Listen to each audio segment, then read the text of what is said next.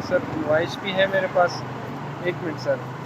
Sir ID card दे दें मुझे। सर मैं आपको रिक्वेस्ट कर रहा हूँ सर। मैं आपसे रिक्वेस्ट कर रहा हूँ, ये आपकी गाड़ी बंद करूंगा तो आइंदा के बाद आप नहीं नहीं, ये तो अगर मुझे पता जो होता गवर्नमेंट के मुलाजम होंगे ना, उनसे सर, आप जो एक्साइज के सर, हैं डील करने वाले, आप उनसे गाड़ी स्टेशन सर करवाएंगे। मेरी बात सुने, अगर मुझे पता होता कि ये मसला है मैं तो बिल्कुल लगा ही नहीं रहता। मैं तो गाड़ी को अब सर आप देखें, मेरे साथ कोऑपरेट करेंगे, वरना सर, मुझे आप मेरे साथ कोऑपरेट करें। मैं बिल्कुल कोऑपरेट कर रहा हूँ। आपको मैंने कुछ भी नहीं कहा। बिल्कुल मैंने जो लॉ के हिसाब से बात की है मैं वो कर रहा हूँ। अगर आप मेरे साथ कोऑपरेट करेंगे तो बहुत अच्छी बात है, वरना मुझे मजबूरन फिर पुलिस को बुलाना पड़ेगा। मैं आपके साथ कोऑपरेट कर रहा हूँ सर जी। मुझे अगर पता होता सर तो मैं बिल्कुल ये प्लेट ही नहीं लगा देता।